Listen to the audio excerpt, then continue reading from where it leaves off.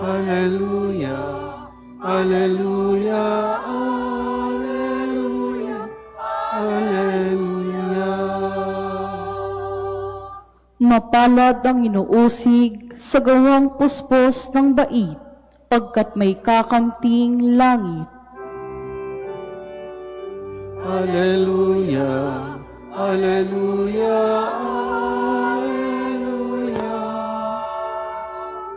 Alleluia, Alleluia, Alleluia, Alleluia, Alleluia. Sumainyo ang Panginoon. At sumaiyo rin. Ang mabuting balita ng Panginoon ayon kay San Mateo. Papuri sa iyo, Panginoon.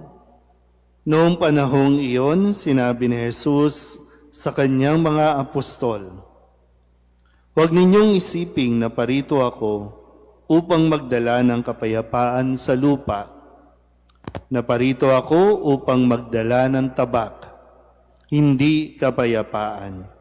Sapagkat naparito ako upang papaglabanin ang anak na lalaki at ang kanyang ama, ang anak na babae at ang kanyang ina, ang manugang na babae at ang kanyang biyenang babae, at ang kaaway ng isang tao'y ang kanya na ring kasambahay. Ang umiibig sa ama o sa ina nang higit sa akin ay hindi karapat-dapat sa akin. At ang umiibig sa anak na lalaki o babae nang higit sa akin ay hindi karapat-dapat sa akin. Ang hindi nagpapasa ng kanyang krus at sumusunod sa akin ay hindi karapat-dapat sa akin. Ang nag-iingat ng kanyang buhay ay siyang mawawalan nito, at ang nawawalan ng kanyang buhay dahil sa akin ay magkakamit nito. Ang tumatanggap sa inyo ay tumatanggap sa akin, at ang tumatanggap sa akin ay tumatanggap sa nagsugo sa akin. Ang tumatanggap sa isang propeta dahil sa siya'y propeta ay tatanggap ng gantimpala ukol sa propeta. At ang tumatanggap sa isang taong matuwid dahil sa siya'y matuwid ay tatanggap ng gantimpalang na uukol sa taong matuwid.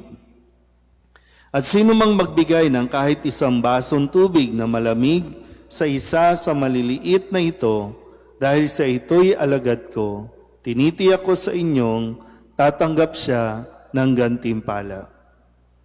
Matapos sa gubilinan ang 12 alagad, umalis si Jesus upang magturo at mangaral sa mga bayang malapit doon. Ang mabuting balita ng Panginoon. Pinupuri ka namin, Panginoong Hesukristo. Isang magandang gabi po sa inyong lahat. Ngayon po ay Lunes ng 15 linggo sa karaniwang panahon at tayo po ay napapatuloy sa pakikinig sa mga habilin o instruction ni Kristo sa kanyang mga apostol. So ito yung konteksto na bago tuluyang umalis sa misyon ang kanyang mga alagad, sunod-sunod, nitong nakalipas na linggo, sunod-sunod na pagtatagubilin, mga dapat nilang tandaan, mga dapat nilang dalhin, mga dapat nilang wag dalhin. At lalo na, sinabi nga nakalipas na kapayapaan ang binibigay ko, kapayapaan din. At kung ang tao na naninirahan ay nasa kapayapaan, sa kanya ang kapayapaan. Kaya ito yung mga salita na dapat dalhin ng mga alagad. Ito yung mga dapat nilang binibit-bit sa kanilang paghayo. At ngayon, muli, ito yung kumbaga huling tagubilin na ni Kristo sa kanyang mga alagad. Kasi hindi ito magiging madali. Along the way, pwede silang huminto. Along the way, pwede nilang maalala, ay, yung pamilya ko, yung magulang ko, yung concern nila, yung business nila, kasi lahat sila ay may mga profesyon, marami sa kanila ay merong asawa, may pamilya. Kaya nga, di ba, no, si Simon Pedro may biyanan. So, kung ang mga bagay na ito, ang ipra-priority nila, hindi sila karapat-dapat na maging alagad o tagasunod ni Kristo. Baka ibang buhay ang para sa kanila. Kasi kung iisipin nila ng isipin, tapos no, sasabihin nila, time first, uwi muna ako. Ay, teka lang, aalis muna ako. So mapuputol, maihinto. Kaya nga, tinatanong, bago tuluyan tanggapin ng mga alagad, ito ang mga inilatag ni Jesus. Handa ka ba? Handa ba sila para magpatuloy? Baka kasi sa umpisa lang, no, parang yung hype, no, nandoon, mataas ang level, tapos pag nagsisimula na, konting problema, gutom, walang pera, susuko na, aayaw na. Kaya tingnan din natin, no, medyo kakaiba din kasi, no, pag hindi mo ito pinagdasalan at pinagnilayan na mabuti, baka isipin natin tama yung ginagawa natin dahil sa mga binitawang salita ni Kristo sa kanyang mga alagad at baka gamitin din nating justification, tama pala ang aking ginagawa. Kasi yung sabi dito, di ba, no? Mag-aaway ang ama at ang anak na lalaki. Mag-aaway ang ina at ang anak na babae. Mag-aaway ang biyenan at ang manugang. Ngayon, kung kakamustahin ko, kamusta po? Bakit kayo nag-aaway-aaway sa pamilya? Bakit kayo nag-aaway? Minsan may mga talagang publicly, ng malalaking pamilya, nagkakagulo sila. Sasabihin ba natin, tama itong ginagawa natin. Ano ba, kayo po, bakit hanggang ngayon hindi kayo nag-uusap? Bakit hanggang ngayon hindi kayo napapansinan? Yung anak ninyo, yung kayo sa magulang, sa biyanan, sa manugang, magkasundo ba ang magbiyanan? Alam nyo naman, di ba? Sa isang kaharian, isa lang dapat ang reyna, di ba, no? Pag dalawa ang reyna sa bahay, gulo talaga yan. Pag dalawa ang hari sa bahay, gulo talaga yan. Bakit ang mga magkakapatid? Bakit nag-aaway-away? Dahil sa pera. Minsan nga, di ba, utang, magkakapatid, may utang, halos magpatayan pa yan. May mga pamilya na dahil sa politika, handang patayin ang isa't isa. Tama ba na, kasi sinabi ni Kristo, magpapatayan sila. Ito ba yon?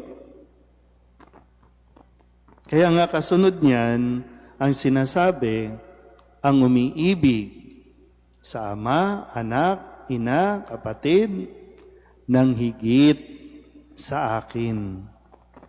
Nang higit sa akin. Hindi dapat kalimutan yon. Sa unang pagbasa, ang sabi dito sa aklat ni Propeta Isaías, sa dulong bahagi, no, sabi niya, nasusuya na ako sa mga ginagawa ninyo. Yung mga paghahandog, wala na. Wala nang silbihan sa akin. Kasi hindi naman tayo nagkakabati-bati.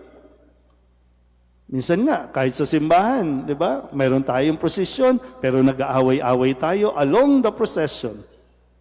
Along the preparation, nagkakaaway-away tayo. Pero sisigaw tayo ng, Viva la Virgen! So, ano ba? Sabi dito, kung pag ninilayan natin, anong ginagawa natin? Naglulukuhan ba tayo dito? Kasi hindi naman na ikinatutuwa ng Diyos ito. Ang gusto niya, sana no, sa pagdedebosyon natin, sa pagsisimba natin araw-araw, sabi niya, pairalin ang katarungan, itigil ang pangaapi, tulungan ang mga ulila, ipagtanggol ang mga balo. So doon ba tayo napupunta? Kaya nga ibabalik natin ulit, ang umiibig at dapat una, higit sa lahat, ibigin ang Diyos. The rest, susunod na yan. Kapag iniibig mo ang Diyos, kahit hindi ka bayaran ng kapatid mo, okay lang.